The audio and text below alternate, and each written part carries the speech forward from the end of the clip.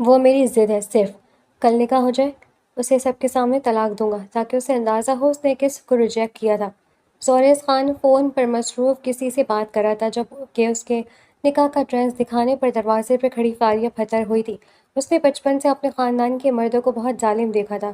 وہ اپنی زندگی میں کسی مرد کو نہیں چاہتی تھی، تبھی اس نے زوریس خان کو ریجیکٹ کیا، لیکن پھر زوریس خان کی مستقل محبت کا یقین دلانے پر وہ مان گئی تھی۔ اس کی زندگی میں آنے والا وہ پہلا مرد تھا، پر اب حقیقت جاننے پر وہ روتے ہوئے قدم پیچھے لے گئی تھی۔ نکاح سے ایک دن پہلے وہ سب کچھ چھوڑ کر نہ جانے کہاں غائب ہو گئی تھی، جبکہ ایک مرتبہ پھر ریجیکشن زوریس خان کی انا پر تماچے کی طرح صورت لگی تھی۔ "Not again Fariya, you have to pay for it". کچھ عرصے پہلے زوریس خان کی صبح ہمیشہ کی طرح دیر سے شروع ہوئی۔ رات گئے تک دوستوں کے ساتھ گیمنگ کرنے کی عادت نے اسے صبح کی کلاسز سے تقریباً بیگانہ کر دیا تھا، مگر آج وہ وقت پر پہنچا تھا، صرف اس لیے کہ آج کینٹین میں ایک خاص میٹنگ رکھی گئی تھی جس کا مقصد کسی نئے پروجیکٹ یا اسائنمنٹ سے کوئی تعلق نہیں تھا۔ کینٹین کی کونے والی میز، جو ہمیشہ زوریس اور اس کے دوستوں کے لیے مخصوص سمجھی جاتی تھی، حمزہ، دانیال، عمر اور بلال چاروں کسی سازش بھری خوشی سے مسکرا رہے تھے۔ "کیا بات ہے؟" زوریس نے کرسی کھینچتے ہوئے پوچھا۔ "تم سب لوگ ایسے کیوں دیکھ رہے ہو جیسے کوئی نیا شکار ڈھونڈ لیا ہو؟" حمزہ نے میز پر جھکتے ہوئے کہا۔ "بالکل ٹھیک الفاظ استعمال کیے تم نے، شکار مطلب۔" دانیال نے فون کان سے نکال کر ایک تصویر دکھائی، ایک لڑکی سادہ سے کپڑوں میں سر جھکائے کسی کتاب میں مگن، بیک گراؤنڈ میں یونیورسٹی کا lawn. "Fariya Ahmed, BBA final year, جانتے ہو اس کی خاصیت کیا ہے؟" "کیا؟" زوریس نے بے دلی سے پوچھا۔ ابھی تک اسے کوئی دلچسپی محسوس نہیں ہو رہی تھی۔ وہ کسی لڑکے سے سیدھے منہ بات نہیں کرتی، کسی کو لفٹ نہیں کراتی۔ پچھلے 3 سالوں میں کم از کم 10 لڑکوں نے اسے پرپوز کیا، سب کو صاف انکار ملا۔ بعض کو تو ایسا جواب ملا کہ وہ دوبارہ اس کے آس پاس بھی نہیں بھٹکتے۔ عمر نے بات جاری رکھی۔ "وہ اپنے آپ کو کسی قلعے کی طرح بند رکھتی ہے، کوئی نہیں جانتا وجہ کیا ہے، بس اتنا سب کو معلوم ہے کہ اس کی برف پگھلنا ناممکن ہے۔" زوریس نے کندھے اچکائے۔ "تو مجھے کیوں بتا رہے ہو یہ سب؟" بلال نے شرارت بھری مسکراہٹ کے ساتھ کہا۔ "کیونکہ ہم نے سوچا اگر کوئی اس ناممکن کو ممکن بنا سکتا ہے تو وہ صرف تم ہو۔" میز پر ایک لمحے کے لیے خاموشی چھا گئی، پھر سب ہنس پڑے۔ زوریس نے سر ہلایا۔ "تم لوگ سنجیدہ نہیں ہو سکتے؟" "بالکل سنجیدہ ہیں"، حمزے نے کہا۔ "ایک شرط ہے، اگر تم نے فاریہ احمد کو پرپوز کر کے ہاں سنی تو ہم سب مل کر تمہیں وہ نئی گیمنگ سیٹ اپ لے کر دیں گے جس کا تم مہینوں سے رونا رو رہے ہو، اور اگر ناکام رہے تو اگلے 6 مہینے تمہیں ہمارا سارا اسائنمنٹ کام کرنا پڑے گا۔" زوریس کے چہرے پر وہ مخصوص مسکراہٹ ابھری جو اس کے دوست خوب پہچانتے تھے، وہ مسکراہٹ جو ہمیشہ کسی نئے چیلنج سے پہلے آتی ہے۔ "یہ تو بچوں کا کھیل ہے، ٹھیک ہے، منظور، 1 ہفتہ دو مجھے۔" اس وقت زوریس خان کو ذرا برابر اندازہ نہیں تھا کہ جس بات کو وہ محض ایک مذاق، ایک شرط، ایک دلچسپ چیلنج سمجھ رہا ہے، وہ کسی اور کی زندگی کو کس حد تک متاثر کرنے والی ہے۔ فاریہ احمد کی صبح ہمیشہ ایک خاص ترتیب سے شروع ہوتی، فجر کی نماز، پھر ناشتہ، پھر یونیورسٹی کے لیے روانگی، سب کچھ گھڑی کی طرح درست۔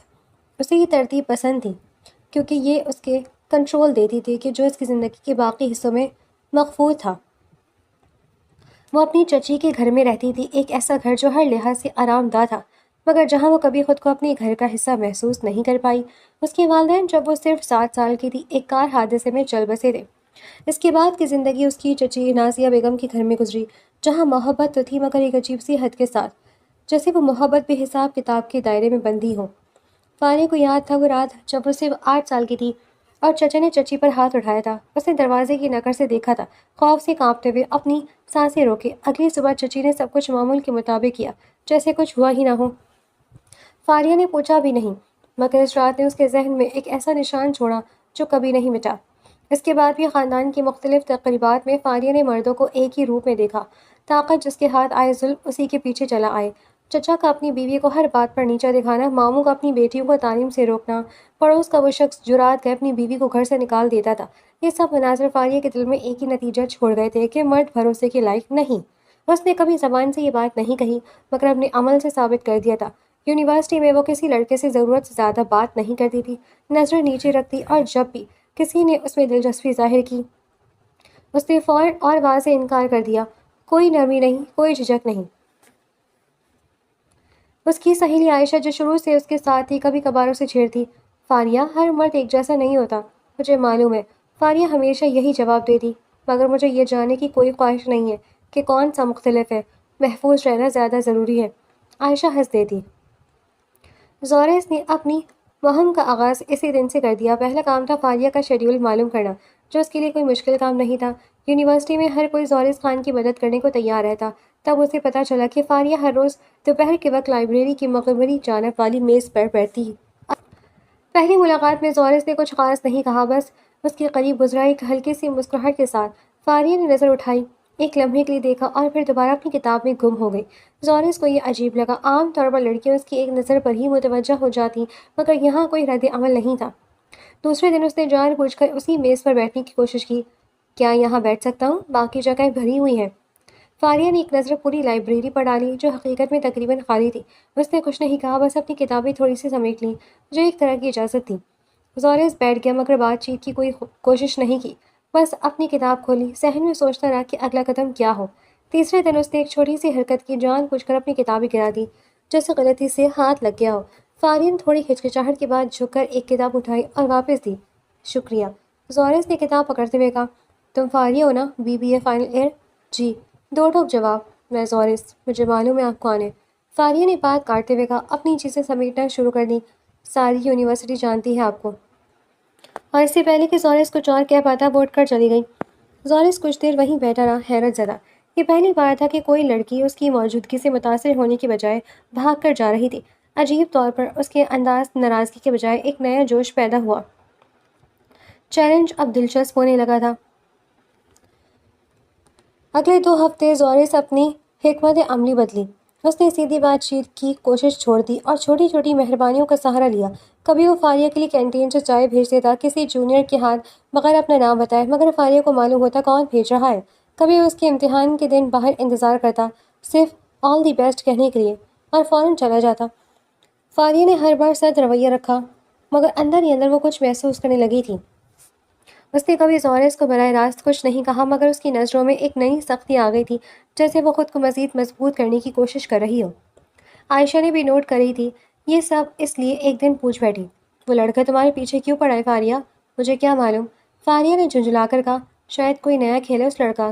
ایسے ہی ہوتے ہیں، جس چیز کو حاصل نہ کر سکے اس کے پیچھے پڑ جاتے ہیں۔ یا شاید وہ سنجیدہ ہو۔ فاریہ نے سر جھٹک دیا، کوئی سنجیدہ نہیں ہوتا عائشہ، سب کے پیچھے کوئی نہ کوئی مطلب ہوتا ہے۔ مگر رات کو اپنے کمرے میں اکیلی بیٹھتی فاریہ خود سے یہ سوال پوچھتی رہی، کیوں ایک لڑکا اتنی محنت کر رہا ہے، وہ بھی ایسی لڑکی کے لیے جس نے اسے صاف انکار کر دیا؟ وہ کوئی جواب نہ بنا پائی۔ 2 ہفتوں کی مسلسل کوششوں کے بعد زورس نے فیصلہ کیا کہ وہ وقت آ گیا ہے۔ اس کے دوست بھی بار بار پوچھ رہے تھے کہ کب تک وہ یہ مشن مکمل کرے گا۔ ایک شام جب یونیورسٹی خالی ہونے لگی تھی اور آسمان نارنجی رنگ اختیار کر چکا تھا، زورس نے فاریہ کا راستہ روکا۔ فاریہ، 1 منٹ رکو۔ فاریہ نے رکتے ہوئے سرد نظروں سے دیکھا، کیا بات ہے؟ زورس نے گہری سانس لی، اسے یقین تھا کہ اس کے پاس الفاظ کی کمی نہیں ہوگی، وہ ہمیشہ سے باتیں بنانے میں ماہر تھا۔ میں جانتا ہوں تم مجھ سے دور جانا چاہتی ہو، مگر مجھے لگتا ہے تمہیں بتا دینا چاہیے، مجھے تم پسند ہو فاریہ، شروع سے۔ فاریہ کے چہرے پر کوئی تاثر نہیں آیا، کچھ دیر خاموش کھڑی رہی، پھر آہستہ سے بولی، کیوں؟ سوال غیر متوقع تھا۔ کیوں مطلب؟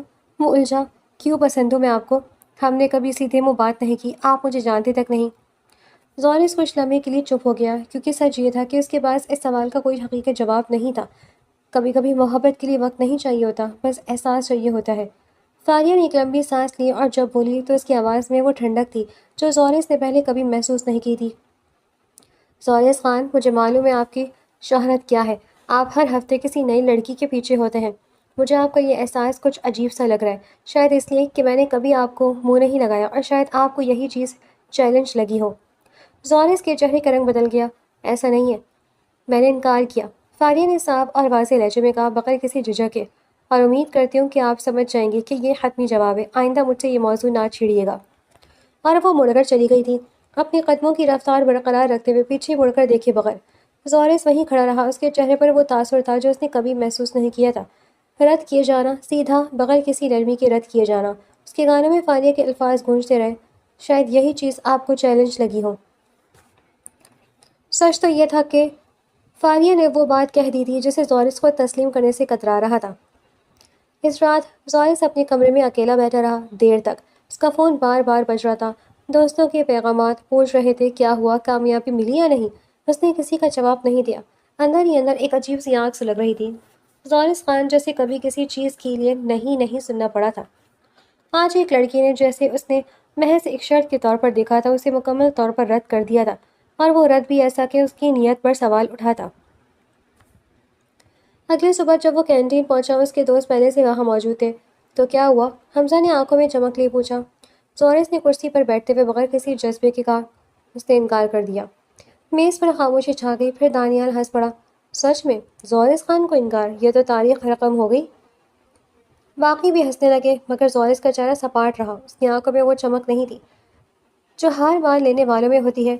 ہنس لو جتنا ہنسنا ہے، زورس نے آہستہ سے کہا، مگر یہ کہانی یہیں ختم نہیں ہوتی۔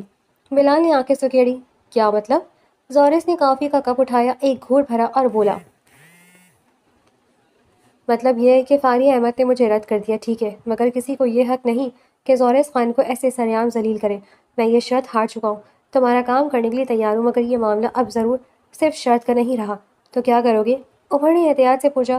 زورس کے چہرے پر وہ مسکراہٹ ابھری جو اب پہلے جیسی معصوم نہیں تھی، اس میں کچھ اور تھا، کچھ ٹھنڈا، کچھ خطرناک سا۔ میں اسے دکھاؤں گا کہ زورس خان کو رد کرنے کا کیا نتیجہ ہوتا ہے۔ اسے میری محبت پہ گرنا پڑے گا، اپنی مرضی سے اپنے قدموں پر چل کر میرے پاس آنا ہی پڑے گا، اور جس دن وہ آئے گی، اس دن میں اسے وہی احساس واپس دوں گا جو آج اس نے مجھے دیا ہے۔ میز پر موجود چاروں دوست ایک دوسرے کو دیکھنے لگے، پھر حمزہ نے آہستہ آواز میں کہا، زورس ہی ٹھیک نہیں ہے، ہم نے بس مذاق میں شرط لگائی تھی، مذاق تم لوگوں کے لیے تھا، مذاق تم لوگوں کے لیے تھا۔ زورس نے سرد لہجے میں جواب دیا، میرے لیے یہ اب ذاتی معاملہ بن چکا ہے۔ اور اسی لمحے بغیر کسی کو معلوم ہوئے ایک نئی کہانی کا آغاز ہو چکا تھا، ایک ایسی کہانی جو محبت کے روپ میں شروع ہو کر انتقام کے ارادوں کے ساتھ آگے بڑھنے والی تھی۔ فاریہ احمد کو ابھی معلوم نہیں تھا کہ اس کا سیدھا سادہ انکار زورس خان کے دل میں کیا آگ بھڑکا چکا ہے، اور نہ ہی اسے اندازہ تھا کہ آنے والے دن اس کی زندگی کو کس حد تک بدل دیں گے۔ زورس خان نے اپنی حکمت عملی بدل ڈالی، اب یہ کوئی جذباتی کھیل نہیں تھا، بلکہ ایک سوچا سمجھا منصوبہ تھا، ٹھنڈے دماغ سے بنایا گیا۔ اس نے فاریہ کے بارے میں مزید معلومات اکٹھی کرنی شروع کی، نہ صرف اس کا شیڈول بلکہ اس کی عادات، پسند ناپسند، اور وہ چھوٹی چھوٹی باتیں جو اسے دوسروں سے مختلف بناتی تھی۔ اس نے معلوم کیا کہ فاریہ کو کتابیں پڑھنے کا شوق ہے، خاص طور پر تاریخی ناول، کہ وہ ہر جمعے کی شام کسی NGO میں رضاکارانہ طور پر بچوں کو پڑھاتی ہے۔ اسے کافی پسند نہیں، بلکہ وہ سادہ دودھ پیتی، چائے پسند ہے۔ یہ سب چھوٹی چھوٹی تفصیلات زورس کے لیے ہتھیار بن گئی۔ تم واقعی اس معاملے کو اتنی سنجیدگی سے لے رہے ہو؟ دانیال نے ایک دن پوچھا جب اس نے زورس کو فاریہ کی پسندیدہ کتاب کی فہرست بناتے دیکھا۔ سنجیدگی نہیں، حکمت عملی، زورس نے بغیر نظریں اٹھائے جواب دیا۔ جنگ جیت نکلی، دشمن کو جاننا ضروری ہے۔ دشمن؟ دانیال نے آبرو جھکائے۔ یار وہ صرف ایک لڑکی ہے جس نے تمہیں انکار کیا، اتنا کیوں لے رہی ہو دل پر؟ زورس نے قلم رکھ دیا اور دانیال کی طرف دیکھا۔ کیونکہ کسی نے مجھے آج تک اس طرح رد نہیں کیا، اور جو چیز میں نہیں جیت سکتا اسے میں چھوڑتا نہیں۔ اگلے ہفتے زورس نے اپنی نئی چال چلی۔ اس نے اس NGO سے رابطہ کیا جہاں فاریہ رضاکارانہ طور پر پڑھاتی تھی، اور خطیر عطیہ دے کر وہاں اپنی خدمات پیش کر دی۔ ادارے کے منتظمین خوشی خوشی راضی ہو گئے۔ ایسے مالدار اور با اثر خاندان کے بیٹے کی مدد کون ٹھکراتا؟ جب فاریہ اگلے جمعے کو NGO پہنچی تو اسے دیکھ کر حیرت کا جھٹکا لگا کہ زورس خان وہاں بچوں کے ساتھ بیٹھا انہی ریاضی پڑھا رہا تھا، اتنی محنت اور توجہ سے جیسے یہ اس کی زندگی کا سب سے اہم کام ہو۔ تم یہاں کیا کر رہے ہو؟ فاریہ نے سرد لہجے میں پوچھا۔ رضاکارانہ خدمت، زورس نے سادگی سے جواب دیا۔ کیا اس کے لیے بھی اجازت چاہیے؟ مجھے پتہ ہے یہ کیا ہے، فاریہ نے تیز لہجے میں کہا۔ یہ میرا پیچھا کرنے کا ایک اور طریقہ ہے۔ زورس نے کندھے اچکائے، اس کے چہرے پر وہ معصومیت تھی جو بالکل جعلی تھی، مگر دیکھنے میں حقیقت لگتی تھی۔ میں یہاں بچوں کو پڑھانے آئی ہوں فاریہ، اگر تمہیں لگتا ہے کہ ہر اچھا کام تمہارے گرد گھومتا ہے تو یہ تمہاری غلط فہمی ہے۔ فاریہ کو کوئی جواب نہ سوچ سکا۔ ایک طرف اسے یقین تھا کہ یہ سب اس کے لیے ہی کیا جا رہا ہے، دوسری طرف زورس کے الفاظ نے اسے خود شک میں ڈال دیا۔ شاید وہ زیادہ سوچ رہی تھی، شاید یہ محض اتفاق تھا۔ مہینوں تک یہ سلسلہ چلتا رہا۔ زورس ہر ہفتے NGO آتا، بچوں سے گھل مل جاتا۔ فاریہ آہستہ آہستہ اسے نظر انداز کرنا چھوڑ بیٹھی، کیونکہ مسلسل کسی کو نظر انداز کرنا بھی تھکا دینے والا کام تھا۔ رفتہ رفتہ بغیر کسی باقاعدہ اعلان کے دونوں کے درمیان ایک قسم کی خاموشی شناسائی پیدا ہونے لگی۔ ایک شام جب فاریہ NGO سے واپس جا رہی تھی، اچانک بارش شروع ہو گئی۔ وہ ایک درخت کے نیچے پناہ لینے کی کوشش کر رہی تھی جب زورس کی گاڑی اس کے پاس آ کر رکی۔ بیٹھ جاؤ، میں چھوڑ دیتا ہوں، مجھے ضرورت نہیں۔ فاریہ نے انکار کیا، حالانکہ بارش تیز ہو رہی تھی۔ فاریہ، بارش رکنے کا نام کوئی امکان نہیں ہے، اور یہاں کوئی رکشہ یا ٹیکسی نہیں ملے گی اس وقت۔ میں صرف تمہیں گھر چھوڑنے کی بات کر رہا ہوں، کچھ اور نہیں۔ فاریہ نے کچھ دیر ہچکچاہٹ کے بعد گاڑی میں بیٹھنے کا فیصلہ کیا، خود کو یقین دلاتے ہوئے کہ مجبوری میں گدھے کو بھی باؤ بنانا پڑتا ہے۔ راستے میں دونوں خاموش رہے سوائے چند رسمی جملوں کے، مگر جب گاڑی فاریہ کے گھر کے سامنے رکی تو فاریہ نے اس کا شکریہ ادا کیا۔ یہ چھوٹا سا واقعہ زورس کے لیے ایک بڑی کامیابی تھی۔ مہینے گزرتے گئے، زورس کی مسلسل محنت رنگ لانے لگی۔ فاریہ نے آہستہ آہستہ اسے اپنی زندگی میں جگہ دینا شروع کر دی، بہت احتیاط سے، بہت آہستہ سے۔ وہ اب کبھی کبھار اس سے باتیں کر لیتی، کبھی مسکرا بھی دیتی، اگرچہ فوراً اس مسکراہٹ کو چھپانے کی کوشش کرتی۔ عائشہ نے ایک دن حیرت سے پوچھا، فاریہ تم واقعی بدل رہی ہو، کیا ہوا تمہیں؟ کچھ نہیں، فاریہ نے جھیپتے ہوئے کہا، بس شاید میں غلط تھی اس کے بارے میں، وہ باقی لڑکوں جیسا نہیں ہے۔ عائشہ نے کچھ نہیں کہا، مگر اس کے چہرے پر تشویش کے آثار تھے جنہیں فاریہ نے نظر انداز کر دیا۔ اس دوران زورس کا اصل مقصد کبھی نہیں بدلا۔ ہر رات اپنے کمرے میں اکیلا بیٹھ کر وہ اپنے دوستوں کو یاد دلاتا کہ یہ سب ایک منصوبہ ہے، انتقام کی ایک لمبی صبر آزما کوشش۔ جتنی گہری وہ گرے گی، اس نے ایک بار حمزہ سے کہا تھا، اتنا ہی زیادہ درد ہوگا جب وہ ٹوٹے گی۔ مگر سچ یہ تھا کہ وقت کے ساتھ ساتھ زورس خود بھی الجھنے لگا تھا۔ فاریہ کے سادگی، اس کی خودداری، اس کا ہر کام سوچ سمجھ کر کرنا، اس کا بچوں کے ساتھ محبت سے پیش آنا، یہ سب کچھ ایسا تھا جو زورس نے پہلے کبھی کسی لڑکی میں نہیں دیکھا تھا۔ کبھی کبھار رات کی خاموشی میں وہ خود سے پوچھتا کہ کیا یہ صرف انتقام ہے یا کچھ اور بھی، مگر ہر بار وہ اس سوال کو چھڑک دیتا، خود کو یاد دلاتا کہ محبت کمزوری ہے اور وہ کمزور نہیں بن سکتا۔ 1 سال کا عرصہ گزر گیا۔ اس دوران زورس اور فاریہ کا رشتہ ایک عجیب موڑ پر پہنچ چکا تھا۔ زورس نے باقاعدہ طور پر دوبارہ اظہار محبت کیا، اس بار مکمل تیاری کے ساتھ، ہر لفظ سوچ سمجھ کر چنا گیا۔ یونیورسٹی کے پیچھے والے باغ میں، جہاں سورج ڈھل رہا تھا اور ہلکی ہوائیں چل رہی تھیں، زورس نے فاریہ کا ہاتھ تھاما۔ فاریہ، مجھے معلوم ہے تم نے پہلے مجھے رد کیا تھا، اور مجھے یہ بھی معلوم ہے کہ تمہاری وجوہات کیا تھی۔ میں نے اتنا وقت لیا کیونکہ میں تمہیں یہ دکھانا چاہتا تھا کہ میں سنجیدہ ہوں۔ میں تمہیں یقین دلاتا ہوں، میں تمہارے سے زندگی بھر رہوں گا، تمہیں کبھی وہ درد نہیں دوں گا جو تمہارے ماضی نے تمہیں دیا۔ فاریہ کی آنکھوں میں آنسو آ گئے۔ وہ برسوں سے بنائی گئی دیوار جو اس نے بچپن سے اپنے ارد گرد کھڑی کر رکھی تھی، آج مکمل طور پر گرنے کے قریب تھی۔ اگر میں نے تم پر بھروسہ کیا ہے اور تم نے مجھے چھوڑ دیا تو تم مجھے کبھی معاف نہ کرنا۔ زورس نے کہا، اس کی آواز میں وہ یقین تھا جو کسی جھوٹ میں نہیں ہو سکتا تھا، کیونکہ اس لمحے شاید پہلی بار وہ خود بھی اپنے الفاظ پر یقین کرنے لگا تھا۔ مگر ایسا نہیں ہوگا، فاریہ نے آہستہ سے سر ہلایا۔ ہاں، کہہ دیا۔ اس دن اس نے پہلی بار خود کو اس خوف سے آزاد محسوس کیا جو اس نے بچپن سے پالا تھا۔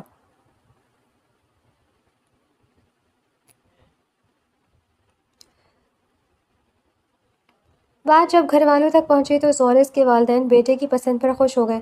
نازیہ بیگم نے بھی خلاف توقع جلدی رضامندی ظاہر کی، حالانکہ اس رضامندی کے پیچھے چھپی سرد مہری فاریہ کو محسوس نہیں ہوئی۔ منگنی سادگی سے ہوئی اور نکاح کی تاریخ رکھ دی گئی۔ فاریہ نے زندگی میں پہلی بار خود کو خوش رہنے کی اجازت دی۔ اس نے اپنی ڈائری میں لکھا کہ شاید ہر دیوار گرانے کے قابل نہیں ہوتی، مگر کچھ دیواریں گرا دینا ہی صحیح فیصلہ ہوتا ہے۔ زورس نے مجھے سکھایا کہ محبت خوف کے بغیر بھی ممکن ہے۔ نکاح سے چند ہفتے پہلے تک زورس کے اندر بھی ایک عجیب کشمکش چل رہی تھی۔ اس کے دوست بار بار اسے یاد دلاتے کہ اصل کھیل ابھی باقی ہے، کہ نکاح کے دن سب کے سامنے فاریہ کو ذلیل کرنا ہی اصل مقصد تھا۔ زورس نے ہر بار سر ہلا کر تصدیق کی، مگر اندر ہی اندر ایک آواز مسلسل اسے روکنے کی کوشش کرتی رہی، وہ آواز جسے وہ نظر انداز کرتا رہا۔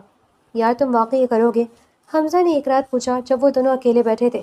میرا مطلب ہے، اتنا وقت گزارنے کے بعد کیا تمہیں لگتا نہیں کہ تمہیں اس سے کچھ محسوس ہونے لگا ہے؟ زورس نے گلاس میں سے پانی میں گھمایا، نظریں نیچے رکھے۔ محسوس ہونا اور کرنا دو الگ چیزیں ہیں حمزہ۔ میں نے وعدہ کیا تھا اپنے آپ سے، خود کو یاد دلانا تھا کہ کوئی مجھے ذلیل نہیں کر سکتا۔ فاریہ نے وہ کیا، اسے قیمت چکانی ہوگی۔ مگر اس کی آواز میں وہ یقین نہیں تھا جو مہینوں پہلے ہوتا تھا۔ نکاح سے ایک رات پہلے فاریہ اپنا نکاح کا جوڑا لے کر زورس کے کمرے کی طرف گئی تاکہ اسے دکھا سکے۔ ایک چھوٹی سی خوشی بانٹنے کے لیے وہ خوش تھی، پرجوش تھی۔ اسے لگتا تھا کہ کل کے بعد اس کی زندگی ہمیشہ کے لیے بدل جائے گی۔ دروازہ ہلکا سا کھلا تھا اور اندر سے زورس کی آواز آ رہی تھی، وہ لہجہ، وہ سرد لہجہ جو فاریہ نے پہلے کبھی نہیں سنا تھا۔ اس نے فاریہ کے قدم روک دیے۔ وہ میری ضد ہے صرف، کل نکاح ہو جائے، اسے سب کے سامنے طلاق دوں گا تاکہ اسے اندازہ ہو اس نے کس کو ریجیکٹ کیا تھا۔ فاریہ کا دل دھڑکنا بھول گیا، اس نے دیوار سے ٹیک لگا لی، سانس روکے، مزید سننے لگی۔ دوسری طرف سے کچھ کہا گیا ہوگا کیونکہ سوریس ہنس پڑا، وہ ہنسی جو فاریہ نے کبھی محسوس نہیں کی تھی، اتنی خالی، اتنی بے رحم۔ ہاں یار، شروع سے ہی یہی پلان تھا۔ 2 سال لگ گئے مگر آخرکار جیت گیا۔ کل کے بعد ساری یونیورسٹی جان جائے گی کہ زوریس خان کو رد کرنے کی کیا قیامت ہوتی ہے۔ فاریہ کے ہاتھوں میں پکڑا ہوا نکاح کا جوڑا کانپنے لگا، اس کی آنکھوں کے سامنے سب کچھ گھومنے لگا۔ 2 سال کی تمام یادیں، وہ چائے جو وہ بھیجتا، وہ الفاظ جن پر فاریہ نے یقین کیا تھا، سب کچھ ایک لمحے میں جھوٹ ثابت ہو گیا۔ اس کے ہاتھ سے جوڑا فرش پر گر گیا اور اس کے ساتھ ہی اس کے اندر بنایا گیا وہ محل بھی زمین بوس ہو گیا جو اس نے مہینوں کی محنت سے تعمیر کیا تھا۔ اس کے قدم خود بخود پیچھے ہٹنے لگے، سانس رکنے لگی، آنکھوں میں آنسو امڑ آئے، مگر وہ رونا بھی نہیں چاہتی تھی، کم از کم اس گھر میں نہیں جہاں اس کی تذلیل کا منصوبہ بنایا جا رہا تھا۔ وہ چپ چاپ جتنی تیزی سے ممکن ہو سکا وہاں سے نکل گئی، پیچھے مڑ کر دیکھے بغیر، یہ جانے بغیر کہ اگلے چند گھنٹے اس کی زندگی کا سب سے بڑا امتحان بننے والے ہیں۔ فاریہ کے قدم زوریس کے کمرے سے نکل کر برآمدے میں پہنچے تو اس کی ٹانگیں کانپ رہی تھی۔ اسے سمجھ نہیں آ رہا تھا کہ وہ کہاں جائے، کیا کرے۔ ذہن میں ایک ہی جملہ بار بار گونج رہا تھا، 2 سال لگ گئے مگر آخرکار جیت گیا۔ 2 سال کی محبت، 2 سال کا اعتماد، 2 سال کا وہ ہر لمحہ جو اس نے سوچا تھا حقیقی تھا، سب ایک منصوبے کا حصہ تھا، ایک انتقام جو اسے سریعام ذلیل کرنے کے لیے بنایا گیا تھا۔ اس نے اپنے آنسو روکنے کی کوشش کی مگر ناکام رہی۔ راستے میں گاڑی بیٹھے بیٹھے وہ خاموشی سے روتی رہی۔ ڈرائیور نے کچھ پوچھنے کی جرات نہیں کی، صرف اتنا محسوس کیا کہ کچھ غلط ہوا ہے۔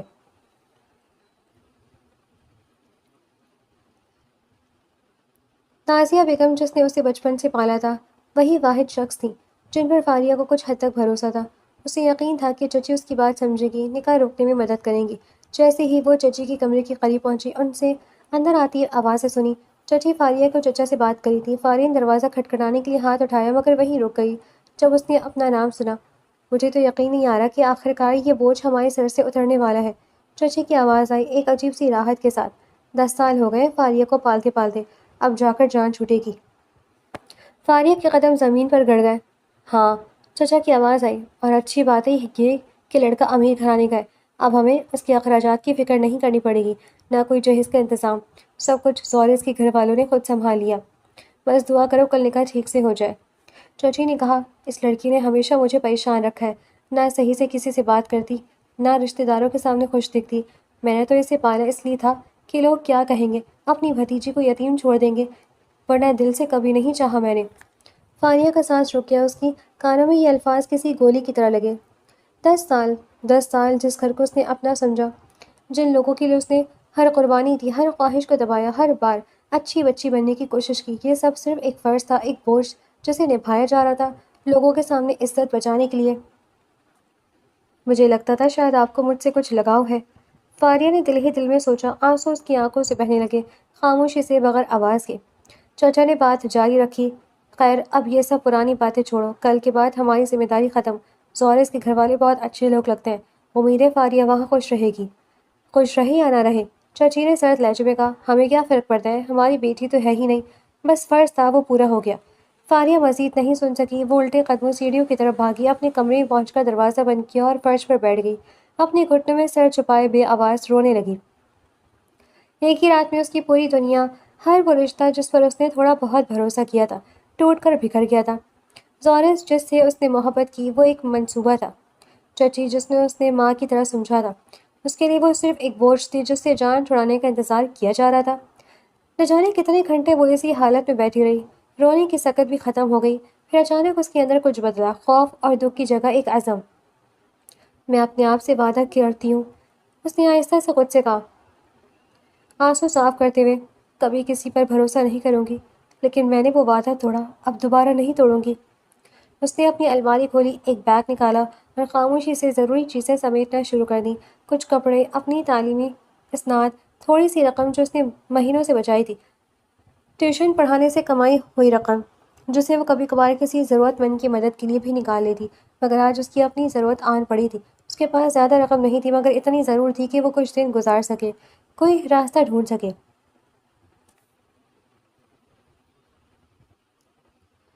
دوپہر کے قریب جب گھر میں سب لوگ نکاح کی تیاریوں میں مصروف تھے، مہمانوں کے استقبال کی تیاریاں ہو رہی تھیں، فاریہ نے موقع پایا اور خاموشی سے گھر سے نکل گئی۔ اس نے کسی کو کچھ نہیں بتایا، نہ کوئی خط چھوڑا، نہ کوئی پیغام، بس اتنا سوچا کہ اگر کسی نے پوچھا کہ وہ کہاں گئی تو یہ سچائی خود بخود سامنے آ جائے گی کہ اسے سب کچھ معلوم ہو چکا تھا۔ اسٹیشن پر پہنچ کر اس نے سب سے پہلے بس کا ٹکٹ لیا جو کسی دوسرے شہر جا رہی تھی، مگر یہ سوچے کہ وہاں پہنچ کر وہ کیا کرے گی، کہاں رہے گی۔ اس وقت صرف ایک ہی خواہش تھی، اس شہر سے دور جانا جہاں اس کی زندگی کا ہر جھوٹ اسے گھیرے ہوئے تھا۔ ادھر زوریز کے گھر میں دوپہر تک نکاح کی تیاریاں عروج پر تھیں۔ رشتہ دار آنے لگے تھے، مہمان خانہ سج چکا تھا، کھانے کا انتظام مکمل ہو چکا تھا۔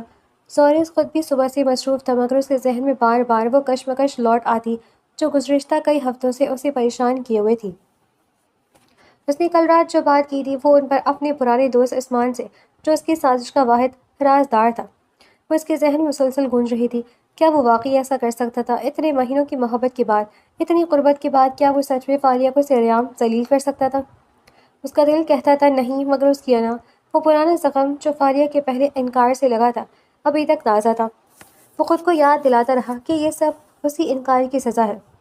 شام کے قریب جب گھر میں چہل پہل بڑھنے لگی، زوریز کے موبائل پر ایک کال آئی، نازیہ بیگم کی کال۔ اس نے فوراً کال ریسیو کی، سوچا شاید کوئی رسمی بات ہوگی۔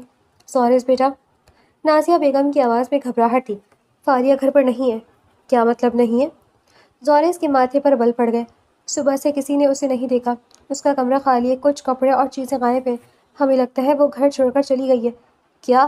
کیوں؟ کوئی وجہ؟ ہمیں کچھ معلوم نہیں۔ نازیہ بیگم کی آواز میں اب پریشانی کے ساتھ ساتھ ایک عجیب سی جھنجھلاہٹ بھی تھی، جیسے وہ اپنی عزت بچانے کی فکر میں زیادہ ہوں بنسبت فاریہ کی حفاظت کے۔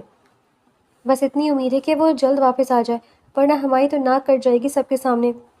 زوریز نے فون بند کر دیا اور کچھ لمحے وہیں کھڑا رہا، پھر اس نے فوراً عثمان کو فون کیا۔ تم نے کسی کو کچھ بتایا تو نہیں؟ نہیں یار، میں نے کسی کو کچھ نہیں بتایا، عثمان نے حیرانی سے جواب دیا۔ کیوں، کیا ہوا؟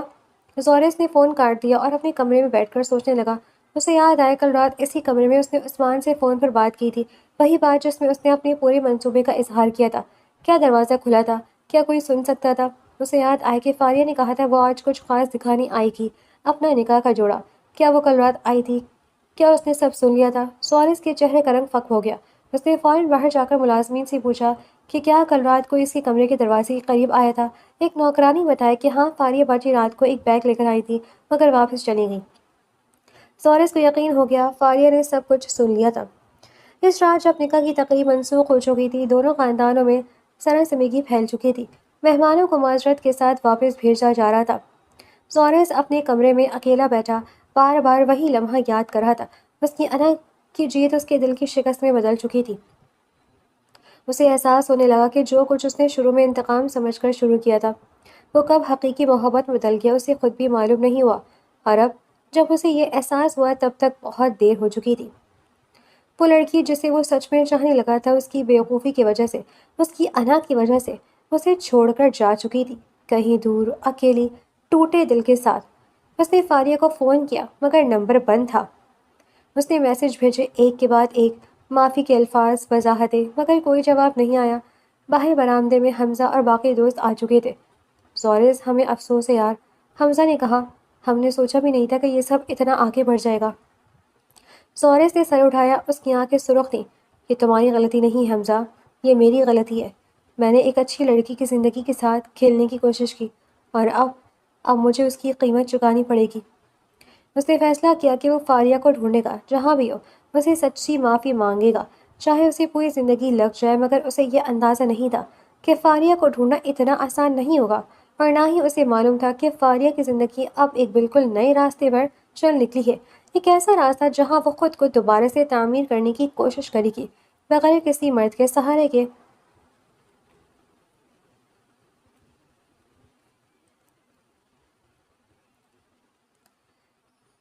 فاریہ نے اپنا نیا سفر ایک چھوٹے سے شہر میں شروع کیا، جہاں اسے کوئی نہیں جانتا تھا۔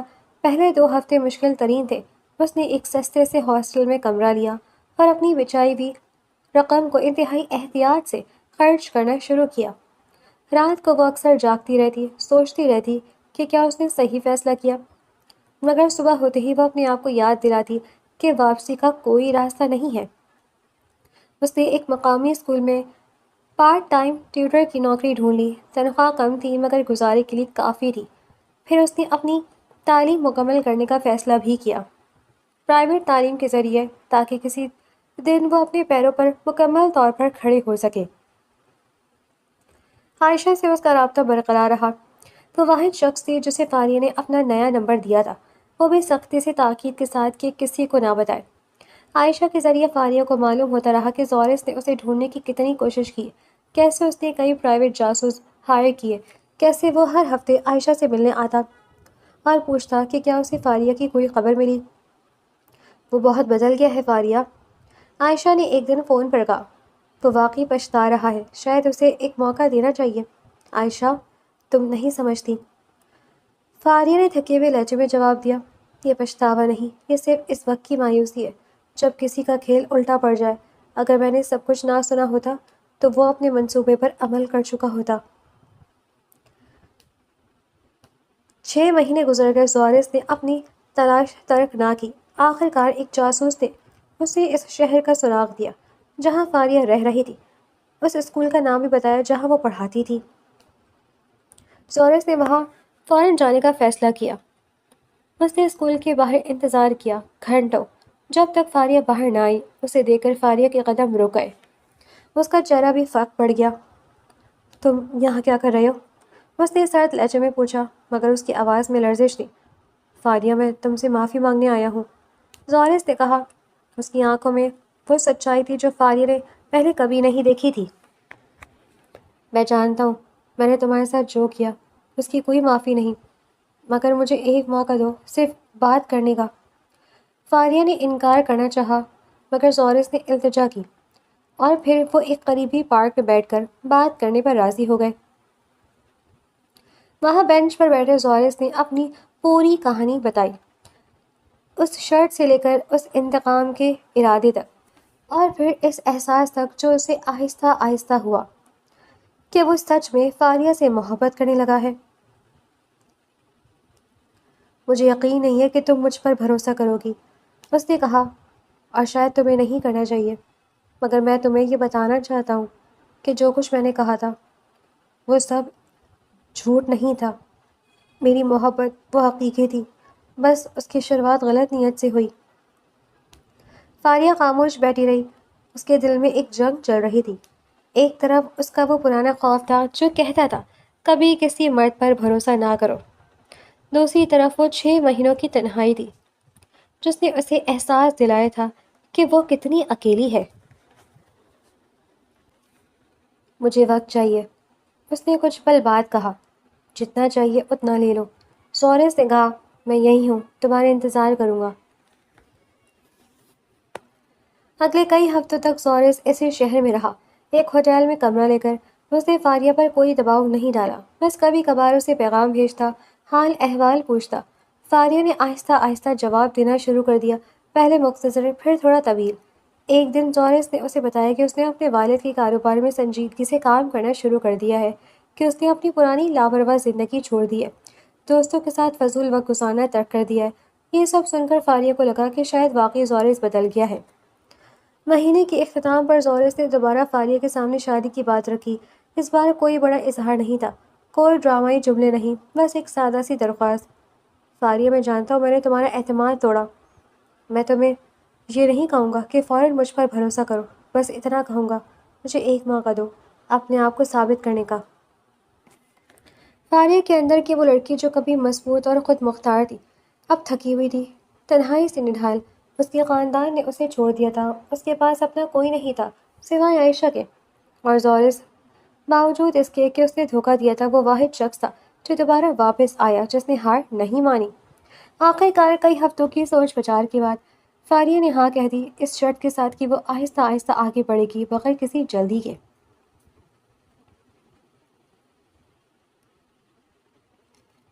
شادی سادگی سے ہوئی، صرف چند قریبی لوگوں کی موجودگی میں۔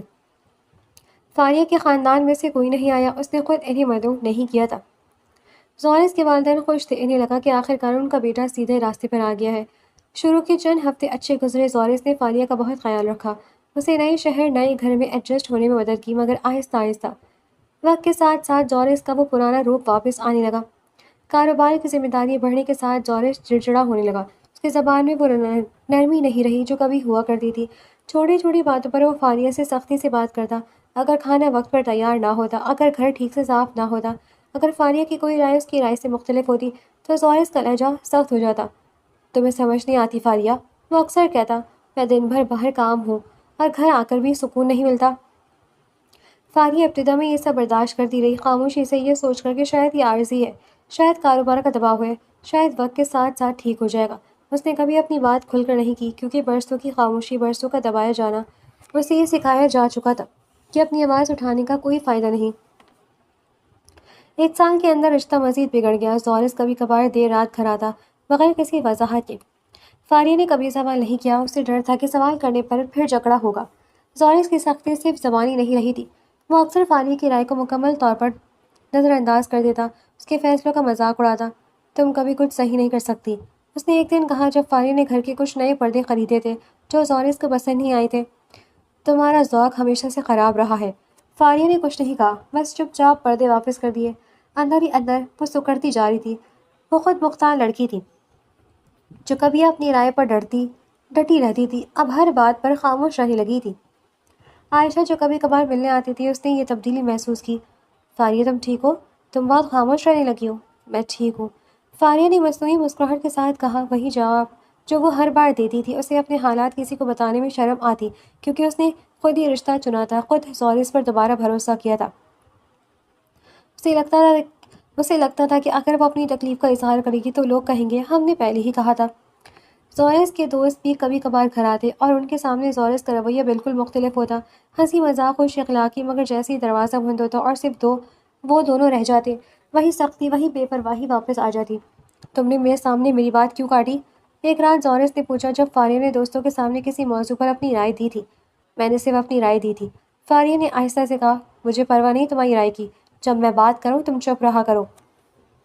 فاریہ کی آنکھوں میں آنسو آ گئے مگر اس نے خود کو روک لیا، وہ جانتی تھی رونے سے کچھ نہیں بدلے گا۔ وقت گزرتا گیا اور فاریہ کی زندگی ایک خاموش خول میں سمٹتی گئی۔ اس نے اپنی تعلیم جو مکمل کرنے کا سوچا تھا وہ بھی روک دی کیونکہ زورس نے کہا تھا اسے گھر پر توجہ دینی چاہیے، باہر کے کاموں میں وقت ضائع نہیں کرنا چاہیے۔ اس نے اپنی ٹیوشن کی نوکری بھی چھوڑ دی اسی وجہ سے۔ فاریہ کی دنیا اب صرف گھر کی 4 دیواری کی تک محدود ہو گئی تھی۔ وہ صبح اٹھتی، ناشتہ بناتی، گھر سنبھالتی، زورس کے آنے کا انتظار کرتی اور رات کو سونے سے پہلے یہی سوچتی کہ کل کیا غلط ہوگا جس پر اسے دوبارہ وہی سب سننا پڑے گا۔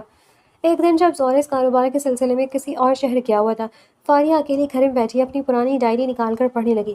وہ ڈائری جس میں اس نے نکاح سے پہلے لکھا تھا، شاید ہر دیوار گرانے کے قابل نہیں ہوتی مگر کچھ دیواریں گرا دے رہی صحیح فیصلہ ہوتا ہے۔ اس نے تلخی سے مسکرا کر سوچا، میں کتنی غلط تھی۔ اسی رات اس نے اپنی زندگی کا محاسبہ کرنا شروع کیا۔ اس نے سوچا کہ وہ کیا بن گئی ہے۔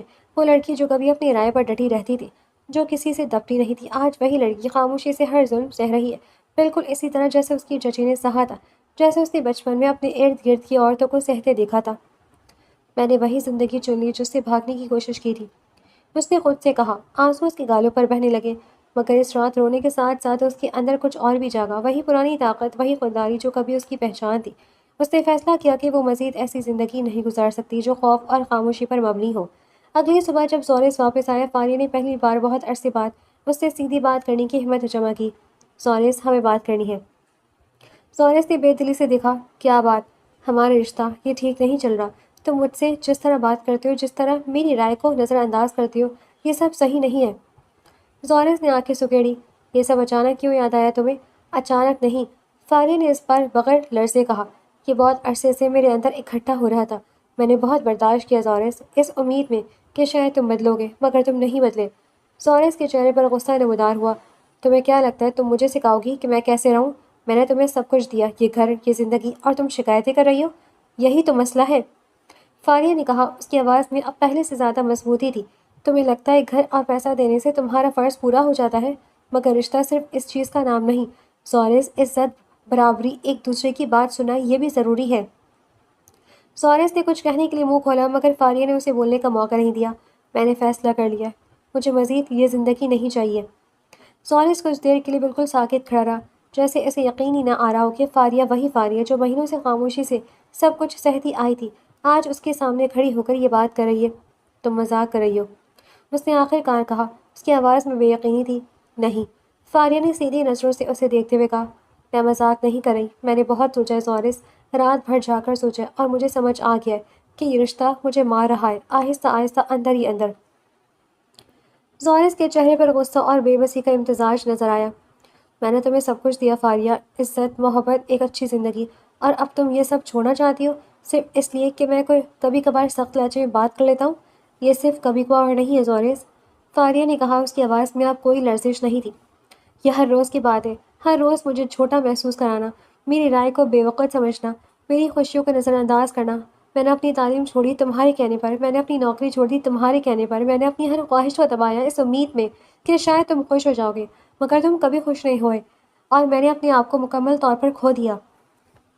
زورس نے سر جھکا لیا، کہیں نہ کہیں اس کے دل کے کسی کونے میں وہ جانتا تھا کہ فاریہ سچ کہہ رہی ہے، مگر اس کی انا، وہی پرانی انا جو کبھی کسی کو اپنے سے اوپر نہیں دیکھ سکتی تھی، اسے یہ بات ماننے نہیں دے رہی تھی۔ تم یہ گھر چھوڑ کر کہاں جاؤ گی؟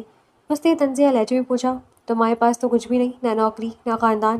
یہ الفاظ فاریہ کے دل پر تیر کی طرح لگے، مگر اس نے خود کو مضبوط رکھا۔ شاید میرے پاس کچھ نہیں، مگر جو کچھ بھی ہوگا وہ میرا اپنا ہوگا، کسی کے احسان تلے دبا ہوا نہیں۔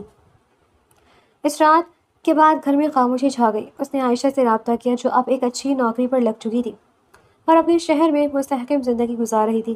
فاریہ، تم میرے ساتھ رہ سکتی ہو جب تک تم اپنے پیروں پر کھڑی نہیں ہو جاتی، عائشہ نے فوراً کہا جب فاریہ نے اسے اپنا فیصلہ بتایا۔ مجھے خوشی ہوگی۔ طلاق کا عمل آسان نہیں تھا۔ زورس کے خاندان نے، خاص طور پر اس کی ماں نے، فاریہ کو قائل کرنے کی بہت کوشش کی کہ وہ اپنا فیصلہ واپس لے لے۔ بیٹی، ہر شادی میں اونچ نیچ ہوتی ہے، انہوں نے کہا، تھوڑا صبر کرو، سب ٹھیک ہو جائے گا۔ مگر فاریہ نے اس بار اپنا فیصلہ نہیں بدلا۔ میں نے بہت صبر کیا آنٹی، اب مزید نہیں کر سکتی۔ زورس نے بھی شروع میں مزاحمت کی، کبھی غصے سے، کبھی معافی مانگ کر، کبھی وعدے کر کے کہ وہ بدل جائے گا، مگر فاریہ جانتی تھی کہ یہ وعدے اس نے پہلے بھی سنے تھے اور کچھ نہیں بدلا تھا۔ اس بار وہ مضبوط رہنے، اپنے فیصلے پر ڈٹی رہی۔ آخرکار 3 مہینے کی قانونی کارروائی کے بعد طلاق مکمل ہو گئی۔ جس دن فاریہ نے واقعی کاغذات پر دستخط کیے، اس نے ایک عجیب سا سکون محسوس کیا، جیسے برسوں کا بوجھ اس کے کندھوں سے اتر گیا ہو۔ عائشہ کے گھر جاتے ہوئے گاڑی کی کھڑکی سے باہر دیکھتے ہوئے فاریہ نے خود سے کہا، اب سے میں دوبارہ اپنے آپ کو تلاش کروں گی، وہ لڑکی جو کہیں کھو گئی تھی۔ عائشہ کے گھر میں رہتے ہوئے فاریہ نے اپنی زندگی کو دوبارہ سے پہلے جیسا کرنا شروع کیا۔ سب سے پہلے اس نے اپنی رکی ہوئی تعلیم دوبارہ شروع کی۔ رات کو آن لائن کلاسز لیتی، دن میں ایک چھوٹی سی نوکری کرتی تاکہ کچھ انکم ہو۔ شروع کے مہینے مشکل تھے، کبھی کبھار وہ رات کو اکیلی بیٹھی روتی، ماضی کی یادیں اسے ستاتی، خاص طور پر وہ سوال جو ہر ناکام رشتے کے بعد ذہن میں آتا ہے، کیا میں نے کچھ غلط کیا؟ مگر عائشہ ہمیشہ اس کے ساتھ کھڑی رہی، اسے یاد دلاتی رہی کہ اس نے کچھ غلط نہیں کیا، کہ وہ ایک مضبوط عورت ہے جس نے اپنے آپ کو ایک ٹاکسک رشتے سے نکلنے کی ہمت کی۔ تم نے وہی کیا جو صحیح تھا فاریہ، عائشہ نے ایک رات کہا جب فاریہ خاص طور پر اداس تھی۔ بہت کم لوگوں میں یہ ہمت ہوتی ہے کہ وہ ایسے رشتے سے نکل سکے، خاص طور پر جب معاشرہ ہمیشہ عورت کو ہی صبر کرنے کی تلقین کرتا ہے۔ فاریہ نے آہستہ سے سر ہلایا، اسے آہستہ آہستہ احساس ہونے لگا کہ اس کی طاقت اس کی خاموشی میں نہیں بلکہ اس کی آواز میں تھی، اس کی وہ آواز جو اس نے آخرکار استعمال کی۔ 1 سال کے اندر اندر فاریہ نے اپنی گریجویشن مکمل کر لی اور فوراً بعد ایک اچھی کمپنی میں نوکری بھی حاصل کر لی۔ اس نے اپنا چھوٹا سا اپارٹمنٹ کرائے پر لے لیا اور پہلی بار اپنی زندگی میں مکمل طور پر خود مختار محسوس کیا۔ کسی کے احسان تلے نہیں، کسی کے فرض کا حصہ نہیں، بلکہ اپنی محنت سے کھڑی کی ہوئی زندگی۔ اس نے اپنے کمرے کی دیوار پر ایک تصویر لگائی، سادہ سی، جس پر لکھا تھا، میں اپنی کہانی کی مصنفہ ہوں، کوئی اور نہیں۔ کام کی جگہ پر فاریہ کی ملاقات ایک ساتھی حیدر رضا سے ہوئی جو اسی ڈپارٹمنٹ میں سینئر پوزیشن پر تھا۔ حیدر کا مزاج بالکل مختلف تھا، نرم، صابر، اور سب سے اہم بات، وہ فاریہ کی رائے کی قدر کرتا تھا۔ پہلے کچھ مہینے ان کے درمیان صرف پیشہ ورانہ تعلق رہا، مگر آہستہ آہستہ فاریہ نے محسوس کیا کہ حیدر کے ساتھ کام کرنا اسے آرام دہ لگتا ہے۔ وہ کبھی اس پر اپنی رائے مسلط نہیں کرتا، ہمیشہ اس کی بات پوری سنتا اور اگر اختلاف بھی ہوتا تو احترام سے بات کرتا۔ ایک دن ایک مشکل پروجیکٹ پر کام کرتے ہوئے جب دیر ہو گئی اور دفتر تقریباً خالی ہو چکا تھا، حیدر نے فاریہ سے پوچھا، تم ٹھیک ہو؟ آج کل کچھ پریشان لگ رہی ہو۔ فاریہ حیران ہوئی، بس کچھ پرانی یادیں جو کبھی کبھار واپس آ جاتی ہیں۔ حیدر نے مزید سوال نہیں کیا، بس اتنا کہا، اگر کبھی بات کرنی ہو میں سننے کے لیے حاضر ہوں۔ یہ سادہ سا جملہ فاریہ کے دل کو چھو گیا۔ کسی نے پہلی بار اس سے بات کرنے کی خواہش ظاہر کی تھی، بغیر کسی مطلب کے، بغیر کسی دباؤ کے۔ رفتہ رفتہ فاریہ اور حیدر کے درمیان ایک خوبصورت دوستی پروان چڑھنے لگی۔ اسے فاریہ کے ماضی کے بارے میں کچھ معلوم تھا، عائشہ کے ذریعے جو اب حیدر کی بھی دوست بن چکی تھی، اور اس نے کبھی فاریہ پر دباؤ نہیں ڈالا کہ وہ اپنی کہانی بتائے۔ ایک شام جب وہ دونوں ایک کیفے میں بیٹھے تھے، فاریہ نے خود ہی اپنی کہانی سنانا شروع کی، اپنے والدین کی موت سے لے کر چچی کی گھر کی زندگی، زورس کے ساتھ رشتے کی شروعات اور اس کی حقیقت، اور پھر طلاق کے بعد کی جدوجہد تک، سب کچھ۔ حیدر خاموشی سے سنتا رہا، بغیر کسی تبصرے کے، بس کبھی کبھار اس کا ہاتھ تھپتھپا کر حوصلہ دیتا۔ جب فاریہ نے بات ختم کی تو حیدر نے کہا، تمہیں اتنا کچھ سہنا پڑا، مگر تم پھر بھی اتنی مضبوط ہو، یہ کوئی معمولی بات نہیں ہے۔ مجھے ڈر لگتا ہے کبھی کبھار، فاریہ نے اعتراف کیا، پہلی بار کسی کے سامنے اتنی کھل کر، کہ کہیں میں دوبارہ کسی ایسے شخص کو نہ چن لوں جو مجھے دوبارہ توڑ دے۔ حیدر نے نرمی سے کہا، فاریہ، میں تمہارے ساتھ کوئی وعدہ نہیں کروں گا جو میں نہیں نبھا سکتا، مگر اتنا ضرور کہوں گا کہ مجھے تمہاری عزت کرنی آتی ہے، اور میں کبھی تمہیں جھوٹا محسوس نہیں کرواؤں گا۔ اس سے زیادہ میں ابھی کچھ نہیں کہہ سکتا۔ یہ الفاظ فاریہ کے لیے کسی مرہم کی طرح تھے، نہ کوئی بڑا دعویٰ، نہ کوئی ڈرامائی وعدہ، بس ایک سادہ سی سچائی۔ 2 سال مزید گزر گئے۔ اس دوران فاریہ نے اپنی کیریئر میں کافی ترقی کی، پروموشن حاصل کی، اپنی ایک الگ پہچان بنائی۔ حیدر اور فاریہ کی دوستی آہستہ آہستہ محبت میں بدل گئی۔ ایک شام فاریہ کے اپارٹمنٹ بیٹھے اس نے کہا، فاریہ، میں جانتا ہوں تمہارا ماضی کیسا رہا ہے، میں تمہیں یہ نہیں کہوں گا کہ میں کامل ہوں یا میں تمہیں مکمل خوشی کی گارنٹی دے سکتا ہوں، کیونکہ زندگی میں ایسی گارنٹیاں نہیں ہوتی، مگر میں یہ ضرور کہہ سکتا ہوں کہ میں تمہیں ہمیشہ برابر سمجھوں گا، تمہاری رائے کی قدر کروں گا، اور کبھی تمہیں خاموش نہیں کرواؤں گا۔ فاریہ کی آنکھوں میں آنسو آ گئے، مگر اس بار یہ خوشی کے آنسو تھے۔ مجھے ہاں کہنے سے پہلے کچھ کہنا ہے حیدر، میں اب وہ لڑکی نہیں ہوں جو خاموش رہ کر سب کچھ برداشت کر لے۔ اگر ہم شادی کریں گے تو مجھے اپنی نوکری جاری رکھنی، اپنی رائے کا حق چاہیے، اپنی شناخت برقرار رکھنی ہے۔ حیدر مسکرایا، فاریہ، میں تمہاری اسی مضبوطی سے محبت کرتا ہوں، میں کبھی نہیں چاہوں گا کہ تم اپنا آپ کھو دو۔ شادی سادگی سے مگر خوشی سے ہوئی۔ عائشہ نے دلہن کی سہیلی کا فرض نبھایا، ہنستے ہوئے کہا، دیکھو فاریہ، آخرکار تمہیں وہ مل گیا جس کی تم حقدار تھی۔ فاریہ نے مسکراتے ہوئے جواب دیا، مجھے پہلے سمجھ آ گیا کہ اصل طاقت کسی مرد پر بھروسہ کرنے نہیں، بلکہ خود پر بھروسہ کرنے میں ہے۔ حیدر بھی مجھے مکمل نہیں کرتا، وہ صرف میرے ساتھ چلتا ہے، برابری سے۔ شادی کے بعد کی زندگی بالکل مختلف تھی۔ حیدر نے کبھی فاریہ پر کوئی پابندی نہیں لگائی، وہ اس کی نوکری، اس کی دوستیوں، اس کی خواہشات کی مکمل عزت کرتا، گھر کے فیصلے دونوں مل کر کرتے، کبھی کوئی ایک دوسرے پر حاوی نہیں ہوتا۔ فاریہ نے اپنی نوکری جاری رکھی اور مزید ترقی کی، کچھ سال بعد اپنے شعبے میں ایک مینیجر کے عہدے تک پہنچ گئی۔ ایک شام آسمان کو دیکھتے وہ اپنی گزری زندگی کو سوچ رہی تھی، شاید ہر دیوار گرانے کے قابل نہیں ہوتی۔ اس نے آہستہ سے خود سے کہا وہی جملہ جو اس نے برسوں پہلے اپنی ڈائری میں لکھا تھا، مگر کچھ دیواریں گرانے کے بعد انسان کو نئی مضبوط بنیادوں پر خود کو دوبارہ تعمیر کرنا ہی آ جاتا ہے، اور یہی سب سے بڑی جیت ہے۔